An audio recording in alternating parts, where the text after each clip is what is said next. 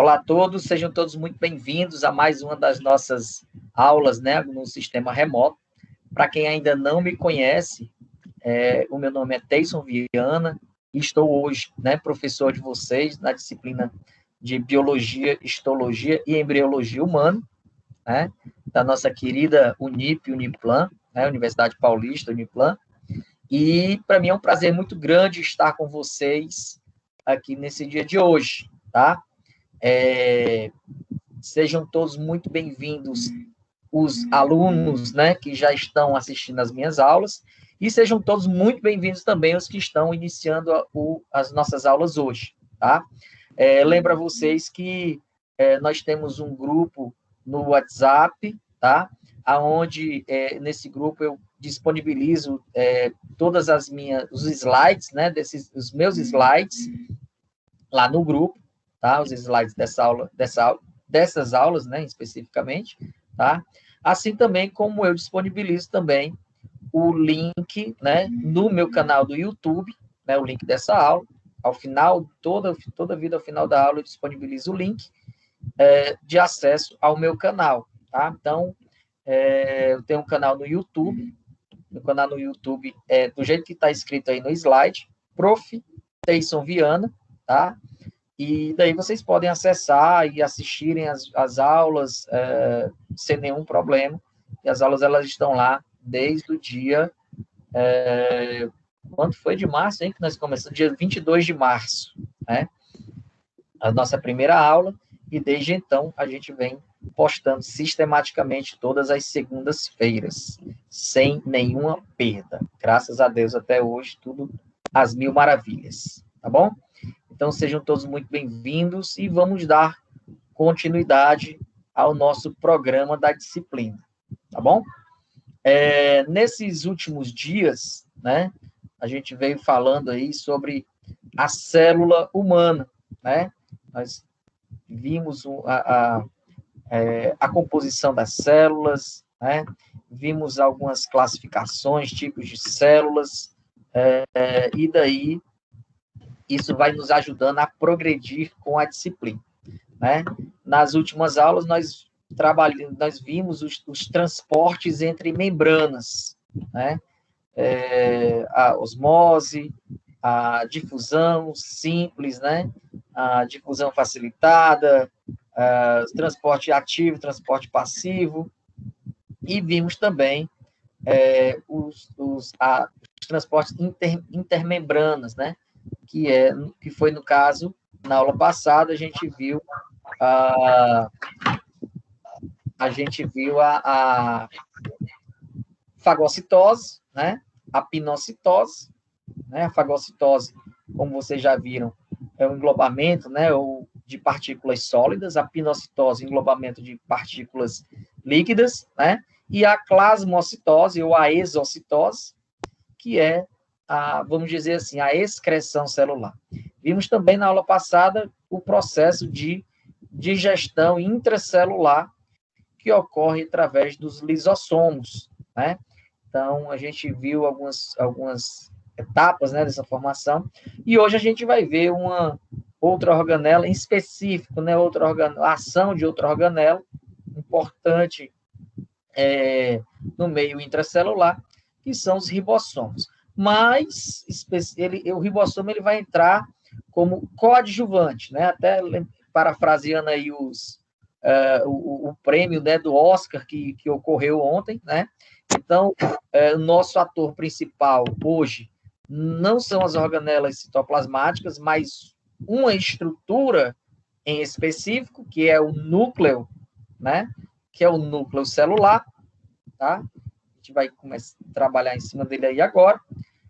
Nós vamos trabalhar com ele, né? Com o núcleo celular, para que a gente tenha um bom desenvolvimento na nossa aula de hoje, que o objetivo da aula de hoje é ele, tá bom? Então, vamos lá. Então, como a gente já viu, né, a gente já veio vendo, né, desde a primeira aula, a célula, né, ela é a unidade morfofisiológica do corpo humano. Por que ela é morfo? Porque ela é quem dá forma aos tecidos, aos órgãos, né, ao nosso corpo de uma forma geral. E por que ela é fisiológica? Porque ela é o centro, né, vamos dizer assim, o centro de controle de tudo no nosso organismo. Ela é quem toca a música para a gente dançar, certo? Então, a célula é a unidade funcional. Sem a célula, ninguém existia, né? E nós temos, né, dentro do reino animal, nós temos dois tipos de células. Nós temos as células procariontes e as células eucariontes, tá? Existe uma diferença muito grande entre as células procariontes e as células eucariontes, que é exatamente uma. Que estrutura é essa que nos diferencia diferenciar as células procariontes das células eucariontes? Se alguém disser agora, se alguém souber, pode abrir o microfone e falar. Eu sei. Pois diga. Não. As eucariontes. A célula procariótica possui a célula eucariótica não. Possui o quê? Desculpa, não estou escutando direito. Núcleo. Núcleo as eucariontes têm. Só que o material nuclear é assim, solto. Me diga uma estrutura que na eucarionte tem, que na procarionte não tem. O envoltório? Sim, como é o nome desse envoltório? Envoltório nuclear? Como é o nome dele?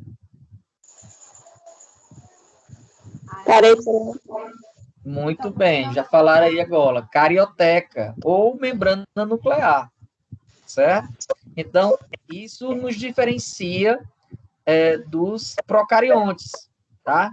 Que são as células, vamos dizer assim, as células primárias, células primitivas, né?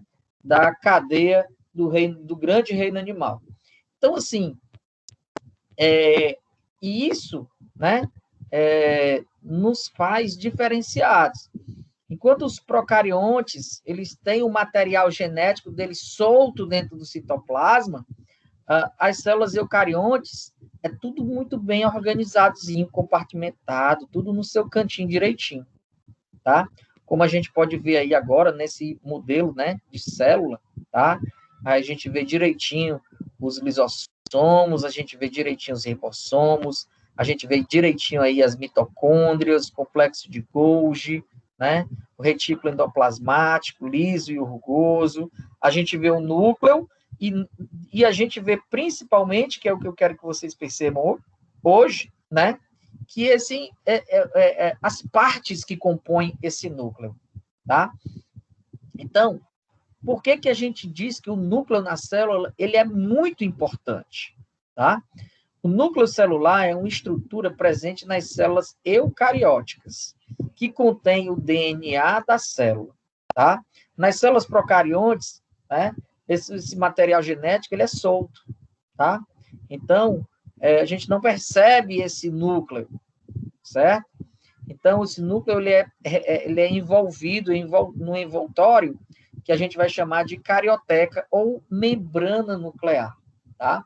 O núcleo ele é importante por conta do metabolismo do material genético, né? O material genético da célula eucarionte, ela é reservada, ela é material nobre, lógico, tá?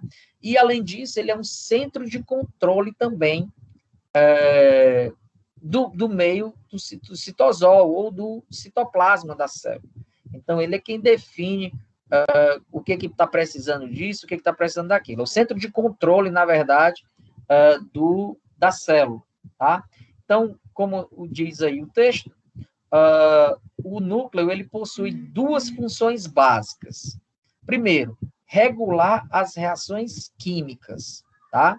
Ou seja, o núcleo é o gerente da célula. Ele é quem diz o que a célula está precisando, né? Está precisando de quê, quando, aonde, como, enfim, ele é quem dita, tá? E, além disso, ele ainda é responsável por armazenar as informações genéticas.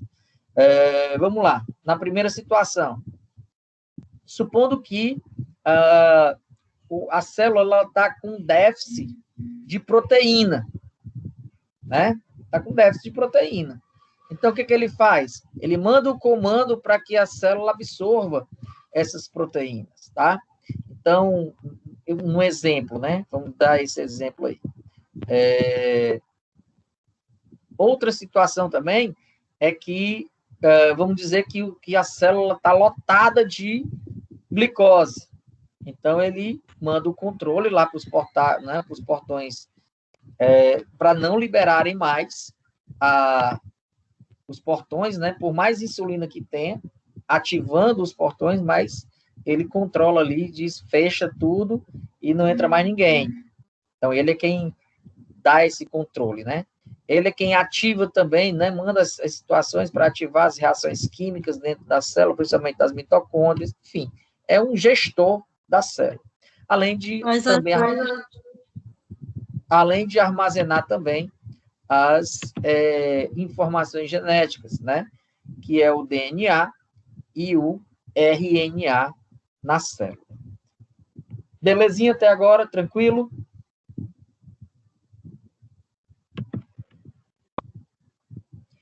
Então, vamos conhecer aqui as estruturas, né? As estruturas que compõem esse núcleo celular. Aí a gente tem uma ampliação, né? Do desenho que a gente tem aí no slide anterior, só que a gente recortou e deu uma ampliada para a gente começar a identificar melhor essas estruturas, tá? A primeira coisa que a gente vai entender é que esse envoltório, né? Esse envoltório da célula, né? Do núcleo da célula, ele não é fechado hermeticamente, tá? Ele existe, né? Existem poros ou buracos, né? Que fazem essa ligação, que fazem esse intercâmbio, vamos dizer assim, essa comunicação, né? Da parte de dentro com a parte de fora do núcleo, né? Ou seja, ele troca essas informações com o citoplasma, tá? É por isso que ele tem esse centro de controle. Então, o que está acontecendo dentro do citoplasma existe uma permissividade, né? No caso do núcleo, de saber o que está acontecendo, ele não fica alheio, né? Ele não fica ali trancado, fechado naquelas paredes dele, mas ele sabe o que acontece, por quê? Por causa dessa comunicação que ele tem com o meio, né, o citosol, ou mais comumente falando sobre o citoplasma, do ambiente, né, citoplasmático. Então, através desse poro, que é por ele que ocorre esse intercâmbio, né, ou essa comunicação, vamos dizer assim, né, do meio interno do núcleo para o meio externo do núcleo, mas dentro do citoplasma, ok? Então, ele é bastante poroso, tá? Ele é vamos dizer assim, uma estrutura globular, mas ele é cheio de poros, tá? Onde acontece esse intercâmbio, essa troca de material de dentro do núcleo para fora do núcleo e vice-versa também. Ficou claro aí a estrutura do poro?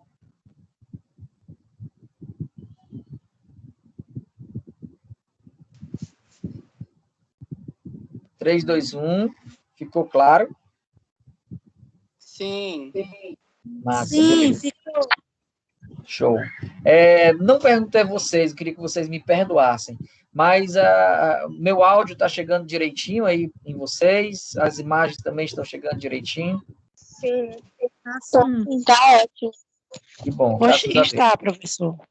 Bom, que bom, graças a Deus. Vamos para frente. Então, assim, outra estrutura que a gente vai conhecer, né, hoje com a nossa aula é o que a gente acabou de falar agora há pouco, a carioteca, né? Então, essa carioteca, ela tem uma bicamada, né, fosfolipídica, assim como também é a membrana plasmática, a membrana nuclear da carioteca, ela é composta de uma bicamada lipídica, né, fosfolipídica. Então, assim, tem uma camada aqui, tá? E outra por cima. Então, são duas camadas que vai proteger esse material genético, tá? Então, assim como uma membrana plasmática também, que existe uma bicamada fosfolipídica, tá? Nós também temos uma bicamada lipídica,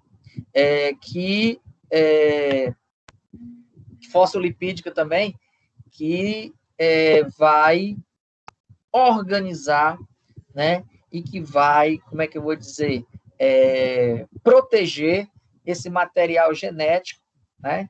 Para dar uma certa estrutura, para dar uma certa proteção também nesse material genético, tá ok? Então, ele é um envoltório nuclear formado por duas membranas ou camada de fosfolipídios com poros, tá? Então, a carioteca, ela não é uma, vamos dizer assim, um balão desse de ar, né? Uma bola de encher. Ela é como se fosse assim, isso que eu estou falando assim, totalmente fechada. Mas ela é uma camada dupla, né? E que existem poros, tá? Eu queria só falar com vocês assim uma coisa. Eu estou aqui também no chat, tá? E estou vendo também algumas necessidades de vocês. Eu queria só lembrar para vocês o seguinte, que a gente grava essas nossas aulas, tá? Essas aulas, elas são gravadas e logo após a gravação dessa aula, ela é postada lá no grupo, certo? Mas é como eu digo sempre para vocês, queria lembrar vocês, e às vezes muita gente reclama da plataforma, xinga a plataforma, diz que a plataforma é ruim, etc. Mas lembrem-se de que os professores, tá? Os professores de vocês, eles dão aula pelo um computador, né? Pelo notebook ou então um computador de mesa, não sei por onde é que eles estão dando aula. E que a maioria de vocês, a grande maioria de vocês, assiste aula de um celular.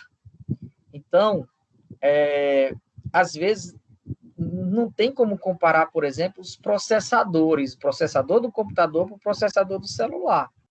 Primeiro de tudo.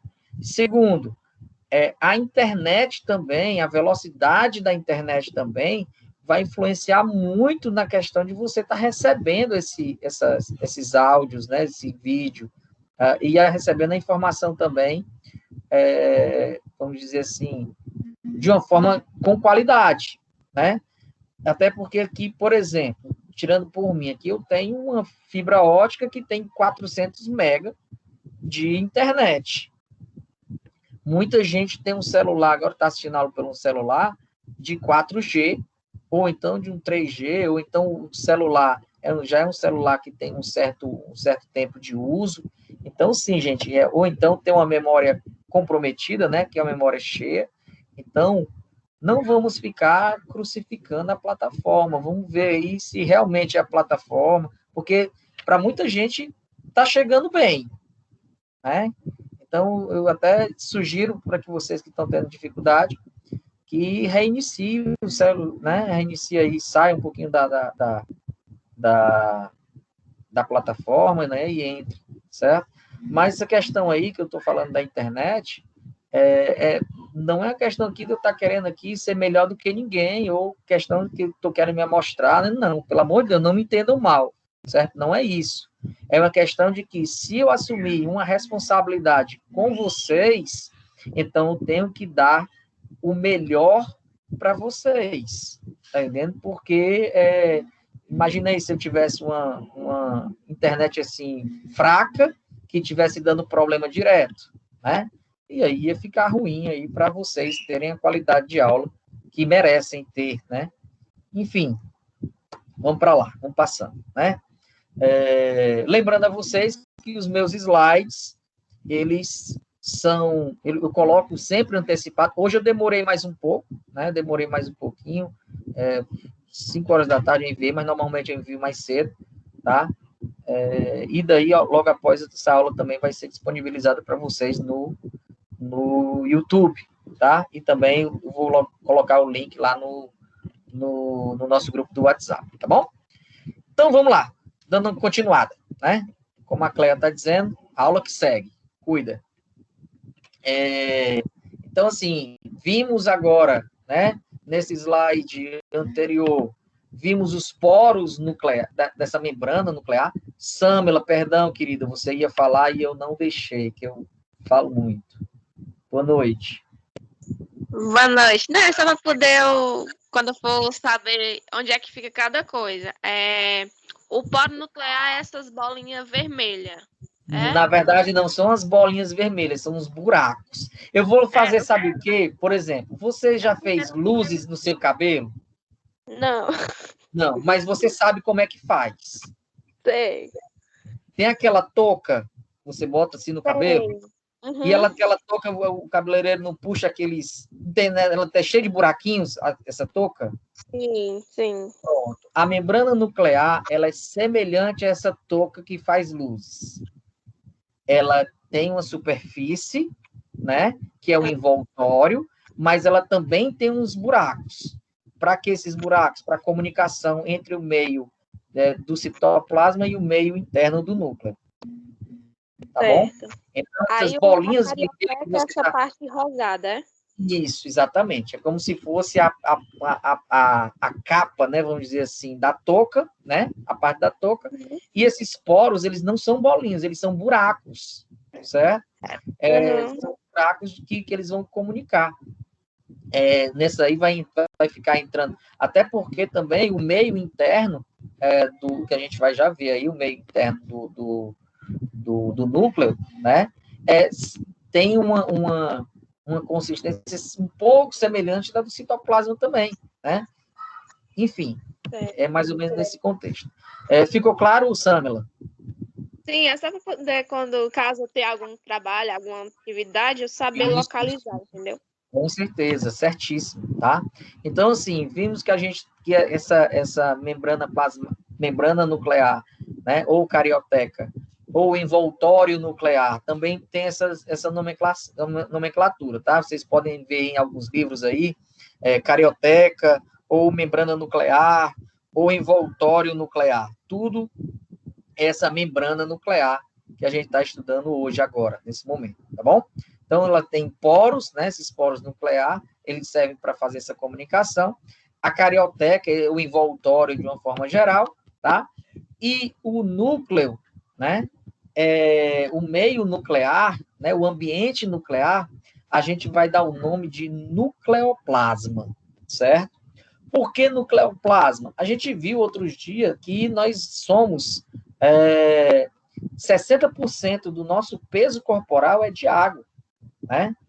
Então, mais ou menos volta de acho que 80% do nosso corpo, né? Professor. Oi, pois não.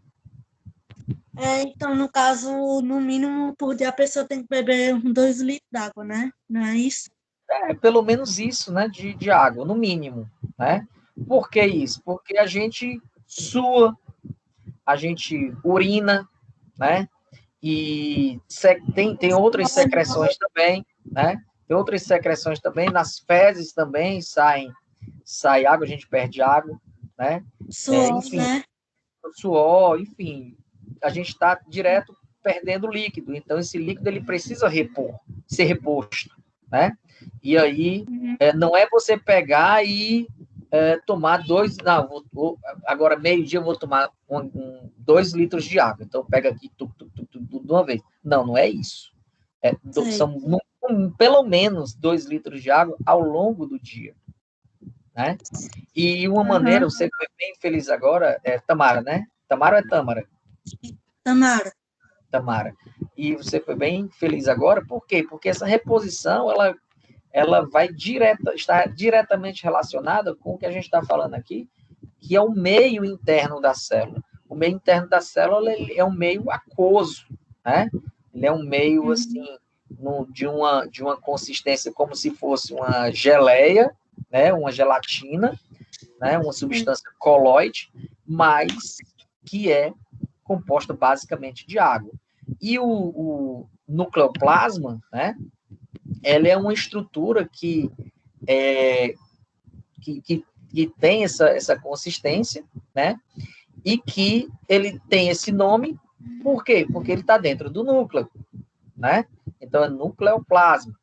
Se esse meio tivesse no citoplasma, aliás, no meio, né, no meio da célula, era o citoplasma, ok? Ou hialoplasma, tá?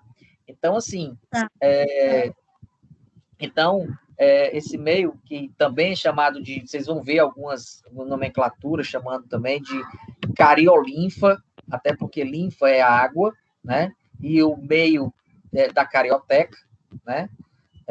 Ou suco nuclear, né? É uma massa incolor, né? Como a gente tá vendo aí no texto, uma massa incolor constituída principalmente de água e de proteínas, tá bom? Cleia, boa noite, querida.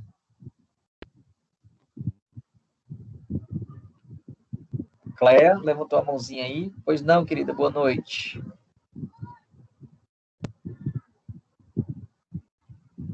Enquanto a Cleia está se ajustando aí, opa, Cleia. Boa noite, gente. Boa noite, professor. Boa noite, querida. Me tire só uma dúvida. Quando essas duas funções da célula, ela não funciona. Do núcleo da célula. Núcleo da célula.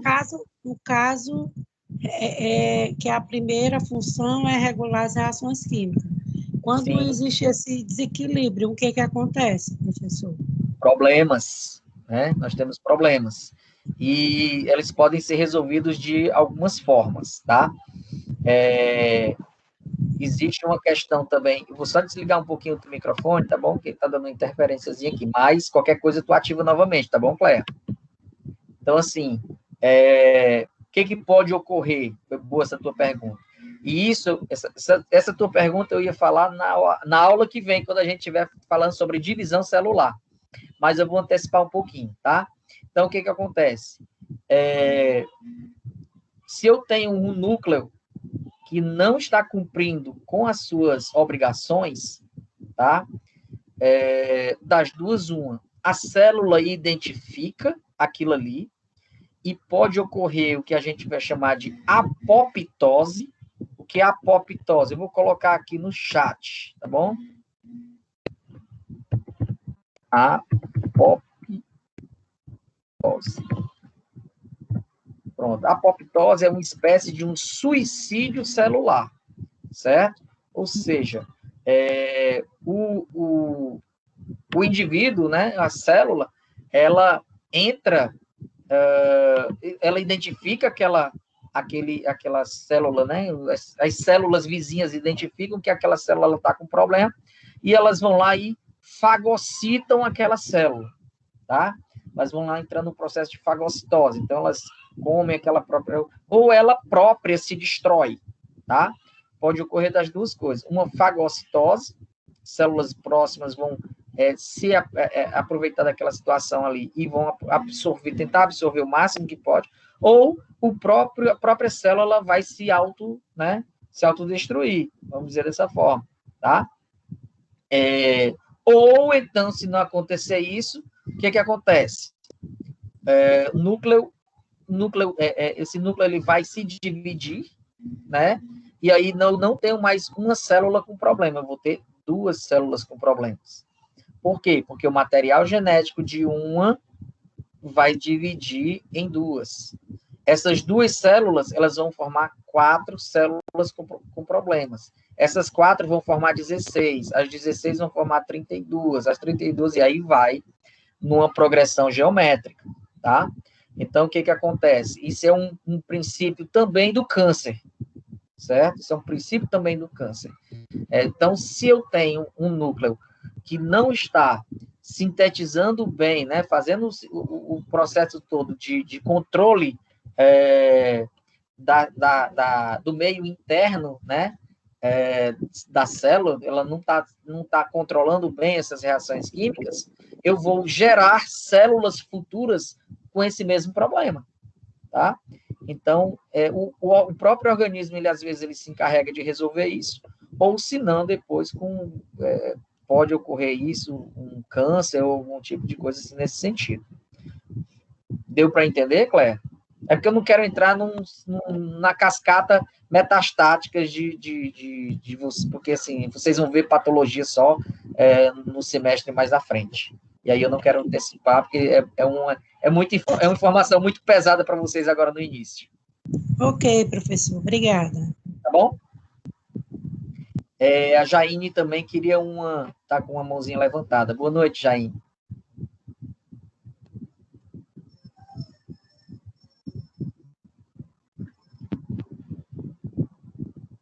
Jaine, boa noite.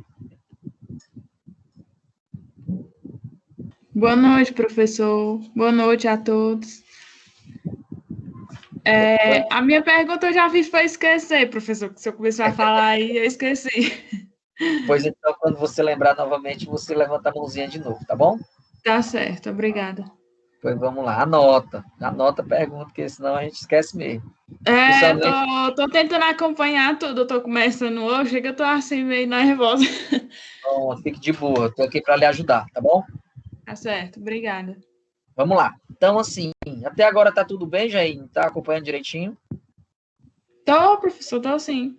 Massa, beleza. Se eu não entender, eu volto depois e tento entender. Pronto, não volte no vídeo, mas volte aqui na aula, tá bom? Isso, vamos depois. lá. Então, a gente viu algumas estruturas, né? Voltando do início até agora, nós vimos a estrutura dos poros, a estrutura da carioteca, né? E agora a gente está vendo a estrutura do nucleoplasma, ou também chamado de cariolinfa. Como a gente já viu, é uma estrutura de massa incolor, né? Constituída principalmente de águas e proteínas, tá? Por que isso? Porque esse sistema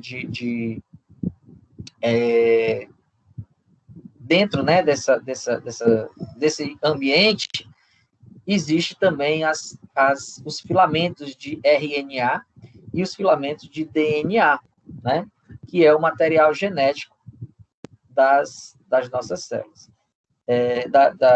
Né, o nosso material genético, o sistema reprodutivo também, que lançam, daqui a pouco a gente vai falar sobre isso, né, que é muito importante na transmissão das características genéticas do indivíduo, tá?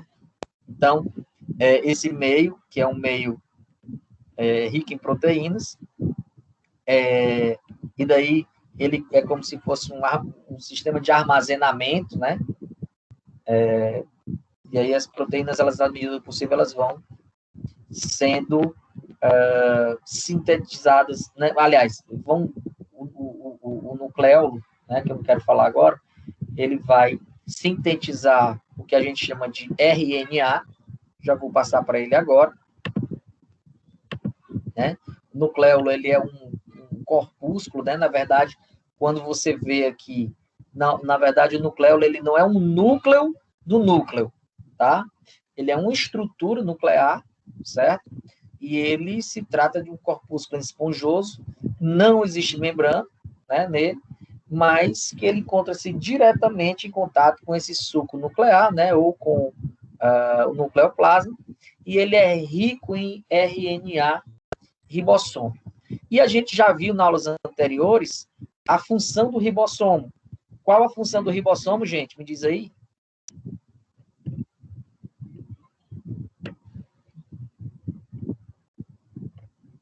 Função do ribossomo.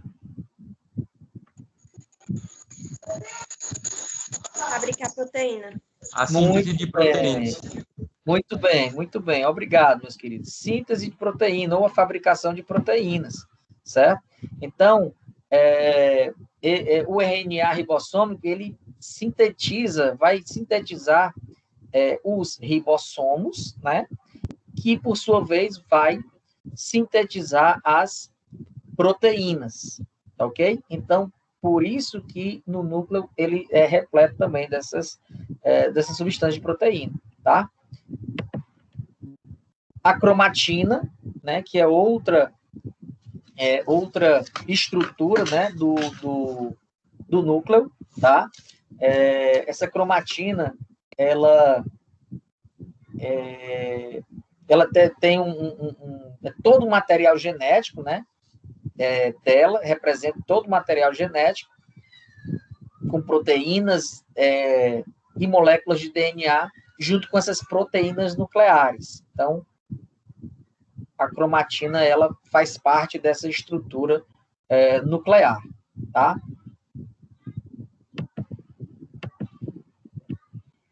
E vamos falar sobre ela agora, tá? Vamos falar sobre as cromatinas. Então, assim, só para a gente voltar aqui um pouquinho, certo? Só para a gente fazer, antes da gente entrar na cromatina, tá? A gente vai ver aqui as estruturas, né? São estruturas do núcleo celular. Os poros nucleares, a carioteca, o nucleoplasma, a cromatina e o nucleolo, tá? Nucleolo como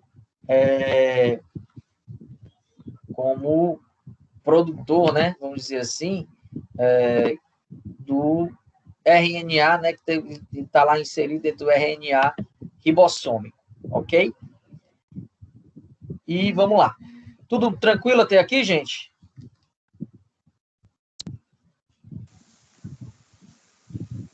Para mim tá, tudo tranquilo.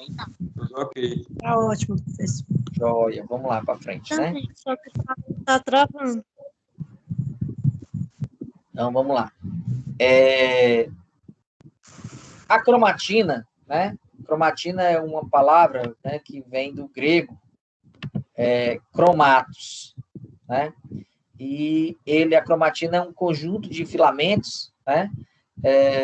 De fios, no caso, de acordo com o texto, né? De fios ou filamentos, cada um deles formado por uma longa molécula de DNA associada às histonas. Que são essas histonas? As histonas, elas são proteínas nucleares, tá? Então, existe um filamento grande de DNA, e esse filamento, ele vai se inserindo, vai se enrolando, né, nele mesmo, e também nas proteínas nucleares, certo? A cromatina, ela tem esse nome também, porque deram esse nome também, né? Porque ela, sendo vista no microscópio, tá?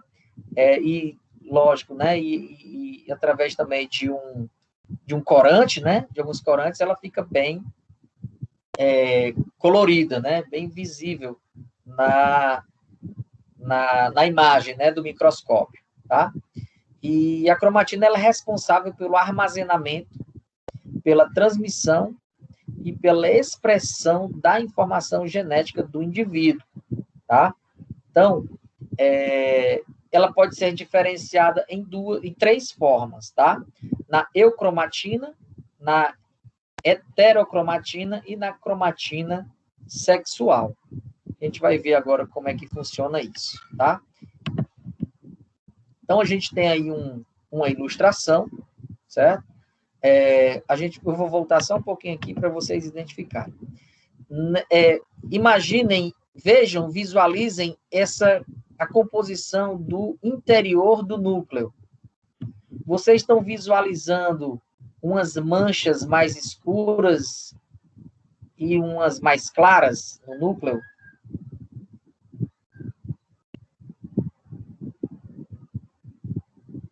Sim ou não? Sim, professor.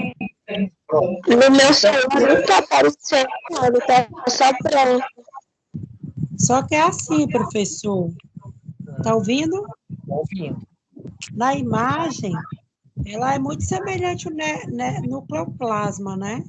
Tá a cromatina no slide, tá mostrando. Mas aqui. aí, exato. Ele Mas aí, mais claro e pronto. o mais escuro. Olha, você foi ótimo agora no seu comentário. Porque o que acontece? O nucleoplasma, ele é o ambiente em que a cromatina está inserida. Sim. Você entendeu? Então, assim, é como se fosse... Você está assistindo a aula de onde agora? do celular e tô com o slide aberto. Não, mas tu tá em quarto, sala? Tô no meu quarto. Pronto. Então, assim, imagina como o seu quarto sendo o núcleo da sua casa, tá? O ambiente dentro do seu quarto é o nucleoplasma, tá? Supondo que está cheio de substância aí no seu quarto. E essa substância que está, assim, você, seu computador, sua cama, guarda-roupa, etc., tudo isso são as cromatinas. Você está me entendendo? Sim, entendi. Tá? Então, toda essa estrutura que está inserida no nucleoplasma é a cromatina. Tá bom? Entendi. E aí, nós temos a eucromatina e a heterocromatina e a cromatina sexual. Ok? Mais alguém tem alguma dúvida? Então, vamos para frente. Não. A eucromatina, ela vai aparecer no microscópio como essa parte mais clara, tá? Então, a parte mais clara do núcleo da célula, a gente vai chamar de eucromatina. Por que isso? Porque a célula, o filamento do DNA, né, a molécula do DNA, ela é uma molécula que ela vai se espiralizando. O que é isso? É como se fosse deixa eu só pegar aqui para eu dar um exemplo para vocês, ver se eu consigo aqui.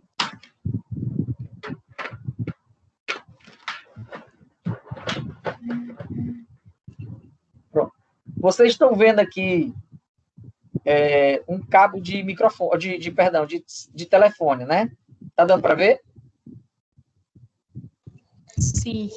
Pronto. Faz de conta que aqui é uma molécula de DNA, tá? Esse fio aqui do microfone é uma molécula de DNA, certo? Quando ela está no formato de eucromatina, o que acontece? Eu tenho essa estrutura aqui, ó. É como se ela tivesse desespiralizada, ou seja, ela está retinha, certo? Ou seja, quando ela está dessa forma, né? Quando a gente vai falar de descondensada, tá? Ela está sofrendo a leitura do DNA para produção, para formação de proteínas. Então, o RNA ribossômico, ele vai fazer a leitura dessa molécula, tá?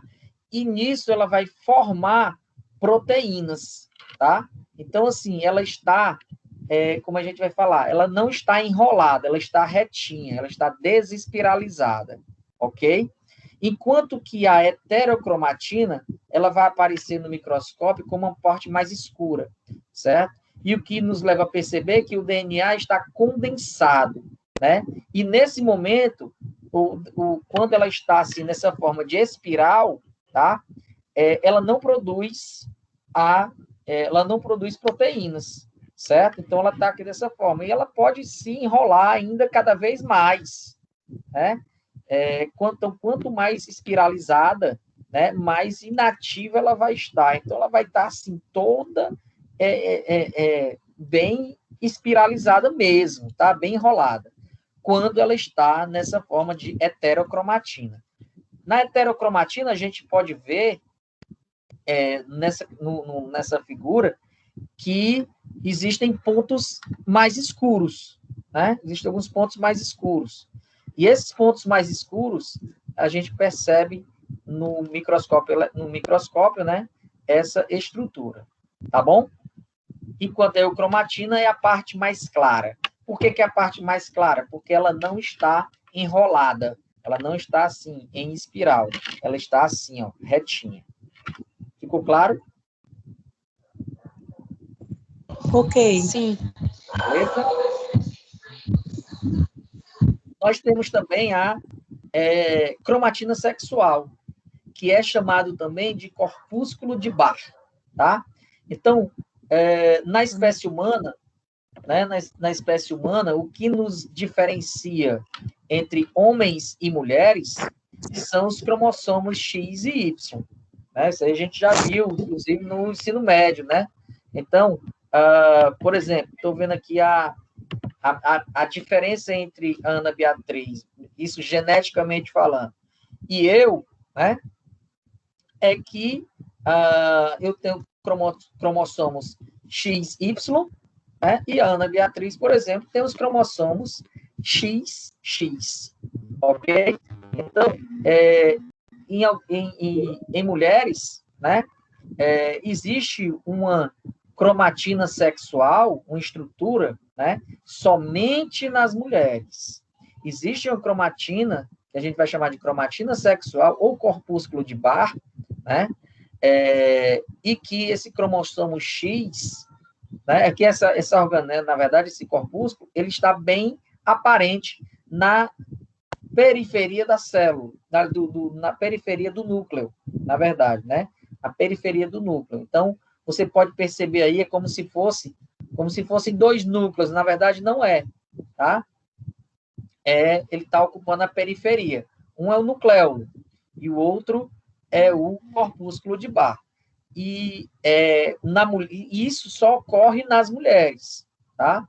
Não adianta, vamos dizer que tenha uma ossada humana, né? E para identificar, não dá para identificar se é homem ou se é mulher. Então, faz o teste de DNA, né? Vai fazer o teste, né? de núcleo, e aí você pode identificar facilmente aí quando o indivíduo é do sexo masculino ou do sexo feminino. Pois não, Claire? Professor, já que existe essa cromatina sexual, o senhor está falando que na espécie humana o cromossomo X e Y, não é isso?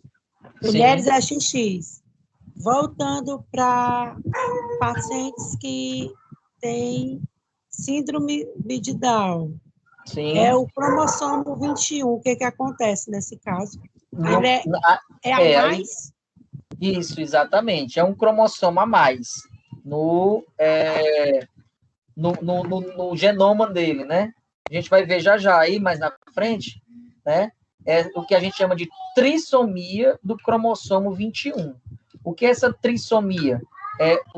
Na hora da divisão celular, né? A gente vai ver, daqui a pouquinho a gente vai ver isso, no próximo slide, mas eu vou antecipar. A carga genética do homem vai se juntar com a carga genética da mulher. Então, eu tenho 23 cromossomos, você também tem, e quando esses gametas eles se juntam, eles formam células com 46 cromossomos, né, em células somáticas. O que são essas células somáticas? Células do sistema muscular, ósseo, etc. Menos no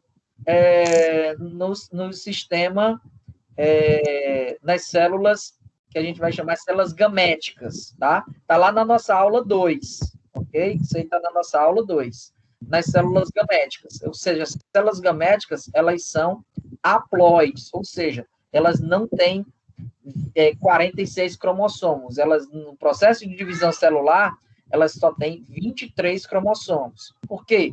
Porque as células gaméticas masculinas com as células gaméticas femininas, elas se juntam e formam um par de 46 cromossomos. E aí vai. E nesse par de 23, né, ele junta os meus 23 com os 23 do outro indivíduo, e aí vai juntando os pares. Então, o meu par 1 vai ficar com o par 1, o par 2 vai ficar com o par 2, o par 3 com, né, o DNA 1 vai ficar com o DNA 1, vai formar um par, o DNA 2 vai formar com o DNA 2, vai formar o segundo par, e assim vão formando 23 pares de cromossomos, né, com os 46. Sendo que esse 23º é o par de cromossomos sexuais, né, que vai dar as características sexuais. E o cromossomo 21 é que ocorre uma trissomia, ou seja, não são 2, são 3. Então, esse 3 aqui vai dar vamos dizer assim, da trissomia, né, vai ocasionar a síndrome de Down. Beleza?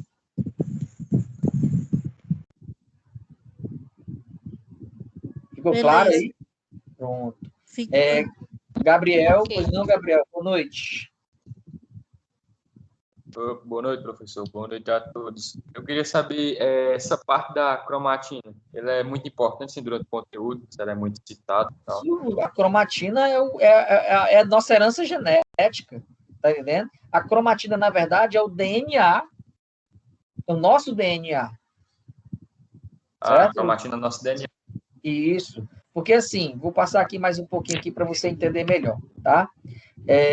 Os cromossomos, na verdade, né? Essa molécula de DNA, cromossomo é uma molécula de DNA condensada, tá? Então, em cada célula somática, nós temos 46 tipos de cromossomos. O que são essas células somáticas? São as células do sistema muscular, do sistema ósseo, etc. Tá? E esses cromossomos, nós herdamos 23 cromossomos do pai e 23 cromossomos da mãe. Ou seja, é o que a gente vai chamar de célula diploide, tá? Ou seja, com células com 2N. Então, tá aí a fórmulazinha 2N é igual a 46, né? E em células gaméticas, ou seja, nós temos 23 cromossomos, ou seja, células haploides, certo? E um desses cromossomos é o cromossomo sexual. Essa cromatina, ela é todo Gabriel, a cromatina, ela é todo o material genético que nós temos, mais as proteínas, né, que são ligadas aos DNAs, que essas proteínas são as histonas. Então, a cromatina é o nosso material genético em si, junto com algumas proteínas também. Pois não, Cléia? Professor, então, no caso já que herdamos 23, no caso do pai, de cromossomos, e 23 da mãe. Por isso que existem pessoas com características igual pai, igual a mãe, é isso? Perfeito, certo? Por quê? Porque quando a gente fala, vulgarmente falando, né, que o DNA, ele nos traz a nossa herança genética, certo? Então, por exemplo, as células que constituem o meu rosto, né,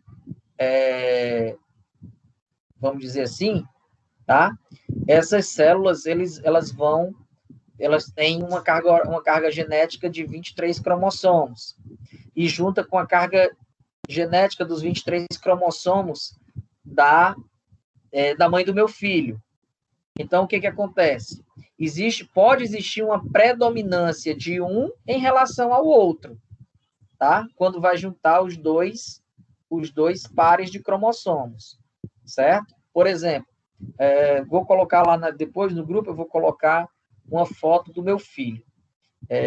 Então, assim, e vocês vão perceber que nós realmente nos parecemos bastante, né? E se eu colocar uma foto minha, junto com meu pai, junto com meu filho, aí, meu amigo, essa é uma cadeia genética bem forte, entendeu? Porque a gente se parece. Então, essas características, elas vão se passando através das divisões celulares que a gente vai ver na próxima aula, tá bom? Tamara? Obrigada, professor. Por nada, Cléia. Tamara? Professor. Pois não. No caso, o que faz nascer a criança com síndrome de Down é o pai e a mãe ter 21 cromossomos, isso? Na verdade, o que acontece? Eu vou colocar aqui no próximo slide, que a gente vai entender melhor um pouquinho sobre isso, tá? Esses são os pares de cromossomos, tá? O par 1, par 2, par 3, 4, 5, 6, 7. E aí, quando ele chega aqui no 21, ao invés de ter um par, ele tem um trio. Entendi. Certo? Ele tem um trio de cromossomos. Ele não tem um par. Você pode perceber que aqui nesse mapa genômico, né, ele tem, tudo são dois pares. Aliás, perdão, tudo é um par. Por que um par? Porque um DNA vem da mãe e outro DNA vem do pai. É como que nem o Adamastor-Pitaco, né? É uma parte da mãe com uma parte do pai. Então, assim, e aí o que ocorre? Nessa situação, ocorre uma mutação, vamos dizer assim, eu não sei bem o que é isso, porque eu sou ignorante com relação a isso, mas acredito eu que ocorre uma mutação genética e que ou uma falha genética, alguma coisa nesse contexto, tá? Que o cromossomo 21 ele é triplicado. Ao invés de serem 2 cromossomos, né, um par de cromossomos, aí aparecem 3. E aí tem essa característica aí da síndrome de Down. Entendeu? Essa falha. Entendi. Tá bom. Jaqueline, boa noite, querida. Boa noite. A minha dúvida também inclui ao tom de pele? Sim. Tudo que você puder imaginar de característica está incluído aí nesse material genético, certo? Por exemplo, você está me vendo aí meio brancosão, avermelhado. É o meu pai. Eu vou botar uma foto do meu pai para vocês verem. Vou botar uma foto lá no grupo do meu pai para vocês verem. Então, a minha mãe não, minha mãe já é morena, né? Minha mãe já é morena, já é quase uma mulata, né? Linda, minha nega ré. Então, assim, minhas irmãs também puxaram, minha irmã mais nova, principalmente, ela puxou, idêntica à minha mãe. Eu não, eu sou meu pai todo. Inclusive, até em certas personalidades, nós somos iguais. Mas, inclusive, também no bom gosto, né? No bom gosto pelo time também, nós herdamos isso. Então, assim, tudo que tu imaginar de característica, tipo cabelo, cor da pele, tipo de pele, etc., tá? Isso são características de herança genética que são passadas através desse genoma, através das divisões celulares, etc., no processo também de DNA, tá bom? Ai, que eu queria tanto falar, professor. Pois fale, meu amor. Ai, tá escutando? Pois fale, pode falar. Desculpa, professor. É que eu estou tentando mexer aqui no computador e não está dando sinal de que eu podia falar, entendeu? Desculpa, perdão, viu, gente? Relaxa, tranquilo. É porque eu queria saber, assim, o DNA, né? Aí entre o pai e a mãe. E o filho não tem nada a ver com os pais, entendeu? Parece um primo, um avô de sei da onde, entendeu? Um familiar distante. Por que está acontecendo esse tipo de coisa? Então, vamos lá. Ou com o vizinho, né? Às vezes com o vizinho é o que aparenta mais. Mas vamos lá, né? Não vamos levar isso aqui, não, porque aqui não vai ser o rato. Eu não sou o ratinho, né? Professor, desliga o meu microfone, porque eu não estou conseguindo desligar aqui, viu? Pronto, então vamos lá. Gardênia, o que acontece? Por exemplo, vamos dizer eu aqui agora, tá? Vou me colocar na situação. Vamos dizer que eu não tenho aparência do meu pai e não tenho aparência da minha mãe. Mas eu tenho a aparência do meu avô. Então, o que acontece? Meu avô e minha avó, paterno, né? Meu avô paterno. Aí, o que acontece? O meu avô e a minha avó tiveram o meu pai, né? E a metade da carga genética do meu avô está com o meu pai. Certo? Sei. E aí, só que essa metade da carga genética do meu avô, que está com o meu pai, juntou com a minha mãe. Então, essa metade dessa carga genética veio com ele, só que a carga genética do meu pai não se manifestou em mim. Eu sei. Mas se manifestou a carga genética do meu avô. Então, assim, às vezes acontece isso, tá? Por exemplo, às vezes tem crianças que o pai tem olho castanho, a mãe tem castanho, mas o menino nasceu com olho azul. Mas por quê? O avô tem o olho azul. Então, assim, veio por uma característica genética ao longo do tempo. É tipo aconteceu comigo. Eu tenho meu filho, não parece comigo, não parece com o pai dele, não parece com ninguém da minha família. E nem parece com o pessoal que eu conheço da família dele. Aí, por pura coincidência, uma tia, que é irmã da minha ex-sogra, foi visitar na minha sogra. Por acaso, eu estava lá com meu filho. Aí, ela olhou para o menino e começou a chorar. Aí, todo mundo ficou impressionado quando deu fé. Aí, ela chorou, dizendo que o menino era parecido com o irmão da minha ex-sogra. Quando era pequeno, ele morreu afogado, porque ele já estava quase seus 10 anos, mas aquele pequeno era a cópia dele. Aí, ela mostrou a foto, aí viu a cara do tio dele, tio avô, né? Entendi. Eu não sei nem quem Acontece. Pois Acontece isso, genética. Foi a sorte, porque eu estava pensando que o menino não era do pai dele, né? Aí agora comprovaram que é, né? Ainda bem, né? Ainda bem que resolveu esse problema aí. Verdade. Desliga só meu áudio, porque senão você vai ver escutando a minha voz aqui. Tá bom, então. Vou desligar o seu áudio agora e vou pedir para Jaqueline falar. A Jaqueline daí está com a mãozinha levantada aí faz tempo. Pois não, Jaqueline, boa noite. Boa noite. Outra coisa porque quando a mulher está grávida, que um vizinho, uma amiga, uma prima, seja quem for, e o menino nasce com as características de pessoas.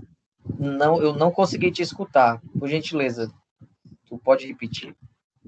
Quando a gestante, a mulher está gestante, Sim. Ela enjoa de alguém. Ai, meu Deus do céu, estou me lembrando aqui. Enjoa. E ele nasce com as características dessa pessoa. Não, aí já é demais. É só um comentário que eu estou fazendo. Tá, mas aí também já é demais. Eu acredito que aí não tem nenhuma relação, não. Enjoar, você pode enjoar porque o enjoo, nesse período, ele é psicológico também, né? A minha esposa, por exemplo, ela teve um processo de hiperêmese gravídica. Que essa hiperêmese gravídica o vômito, né, durante a gravidez, só que ele é muito intenso, tá entendendo? E aí ela até adquiriu diabetes gestacional por conta disso. Perdeu 12 quilos, se eu não me engano, por conta dessa hiperêmese gravídica. Mas, assim, o enjoo é fisiologicamente normal, até porque são descargas hormonais que estão acontecendo no organismo da mulher. Agora, quanto a nascer com características genéticas, né, características físicas de uma pessoa próxima, aí tem que investigar. Ok? Tem que investigar se não aceita. Pois é, enfim. Samela, boa noite, querida. Vamos lá. Boa noite. Então, no caso, se é uma herança genética, então, no caso, se uma mãe ou um pai tem uma doença, necessariamente o filho vai nascer com doença? Pode acontecer não. A mãe ter uma doença e não adquirir para o filho? Não necessariamente, certo? Não necessariamente essa doença ela vai se manifestar também no filho. Existe uma tendência grande, existe uma grande possibilidade, tá? E aí, a gente entra naquelas, não sei se vocês estão lembrando agora, na lei de Mendel, né? Mendel ele explica isso aí na genética. E aí, se essa doença ela for um fator dominante, realmente o filho vai ter aquele problema. Se for um gene recessivo, eu estou. Pronto. Eu também quero tirar uma dúvida também. Esse negócio de... Calma, deixa eu só terminar aqui. Tá? Sim, termina, desculpa. Então, assim, existem os genes dominantes e os genes recessivos, tá? Então, se essa doença for alguma coisa relacionada com a dominância, né? Essa criança fatalmente vai nascer com esse problema. Caso contrário, aí ela pode só manter, né, aquela possibilidade, mas não aquela obrigatoriedade de ter, tá bom? Tá certo. Obrigada. Por nada, querida. Fala, Samela.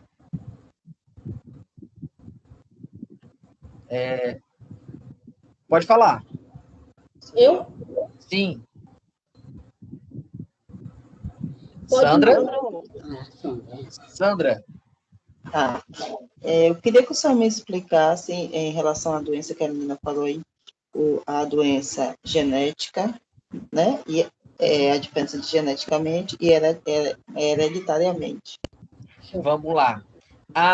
Boa pergunta, muito boa pergunta.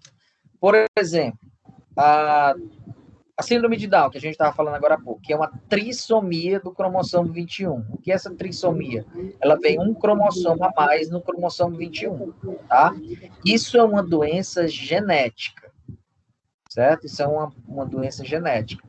Não necessariamente isso vai ocorrer com os descendentes, etc. A não ser que, se essa doença genética tiver um fator hereditário, tá? O que acontece? Por exemplo, supondo que eu sou casado com a minha esposa e nós resolvemos ter outro filho. Existem alguns fatores como idade e outras coisas que podem se relacionar com uma trissomia desse cromossomo 21. Então, isso é uma doença, né? Isso é um fator genético, tá? Isso é um fator genético. Mas eu não tenho nenhum caso de síndrome de Down na minha família. Nem ela tem na família dela. E como é que ocorre isso? Genética. Tá? Genética.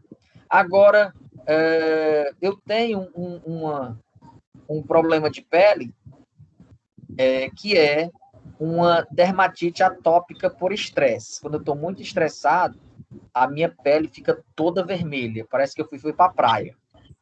Certo? E a minha filha também tem a mesma doença, também tem o mesmo problema. E aí, o que acontece? Isso é um fator hereditário, tá? Isso foi uma doença hereditária. Ela herdou de mim. Até porque ela não é transmissível. Então, ela herdou de mim. A minha carga genética, algum cromossomo desse meu aí, foi junto com esse problema de pele. E aí, ela manifestou. Você entendeu? Deu para entender, Sandra?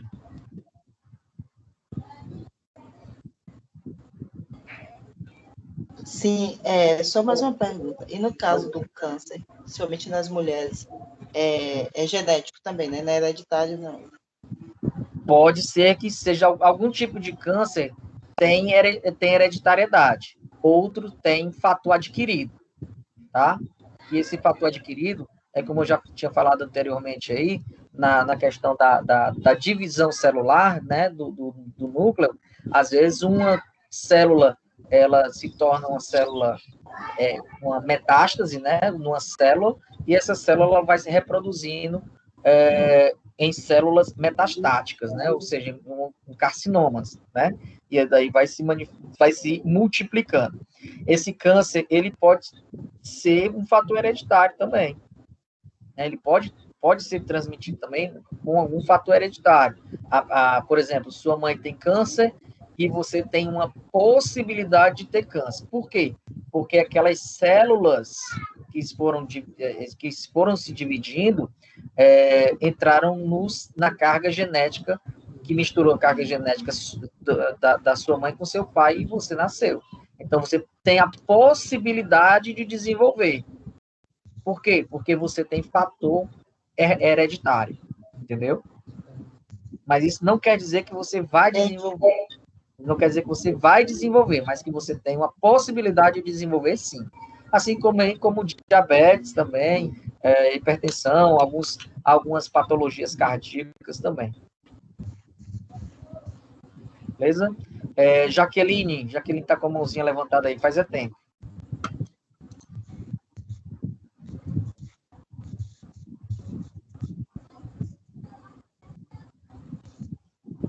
Vamos lá. Sandra, quer falar mais alguma coisa, Sandra? Só para a gente encerrar? Não, obrigada. Ou nada. Cléia, quer falar alguma coisa, Cléia, para a gente encerrar? Professor, rapidinho. É a questão os médicos relatam muito que você tem predisposição. No caso, a minha mãe tem diabetes tipo 2, é adquirida, né? Mas quando vamos fazer exame, os filhos e tal, ele diz assim, vocês têm que cuidar da saúde, porque já que a mãe de vocês tem diabetes, vocês têm predisposição. Se é no caso da predisposição e a minha mãe é diabetes tipo 2, é uma diabetes adquirida, não é hereditária. Sim, mas aí o que acontece? A gente entra no processo a gente vai entender bem direitinho isso na semana que vem, quando a gente estiver falando sobre a divisão celular. Então, assim, a sua mãe adquiriu. Não necessariamente você vai ter, tá? Não necessariamente você vai ter. Mas por que ele diz que você tem uma predisposição? Porque células, né? As células da sua mãe se misturaram com as células do seu pai. E você nasceu. Então, isso quer dizer que você pode ter herdado essa doença das células da sua mãe. Você está me entendendo? Entendi. Então, assim, existe uma predisposição. Ah, mas o dela foi adquirida. Tá, foi adquirida. Mas as células dela têm essa predisposição agora. Né? Tem essa patologia agora. E as suas têm uma predisposição para isso também. Entendeu? E já é um risco maior para o filho, meu, no caso. Sim. Entendi. Beleza? Obrigada. Daiane, boa noite, querida. Boa noite. E quando a família por parte de pai é hereditária de câncer e a família por parte de mãe é hereditária de diabetes, a filha ou o filho pode ter as duas, pode ser hereditária das duas? Vem tudo, Daiane, zipado, entendeu? Como a gente diz na linguagem da informática, vem tudo assim, no mesmo pacote. Tanto ela carrega a herança genética de um, como ela carrega a herança genética da outra. Tanto ela pode ter essa possibilidade de ter o câncer, como possibilidade de ter diabetes. Aí é que o fator de risco aumenta. Entendeu? Ah, entendi. Tipo assim, o meu pai, a família dele era hereditária de câncer, e a gravidez da minha mãe era de risco por esse motivo. E eles pedem sempre, tipo, quando a minha mãe teve a minha irmã, eles já fizeram logo o exame e tal. Tem que ter esse cuidado mesmo. Por isso que o pré-natal por isso que o pré-natal é muito importante nesse caso. Tá bom?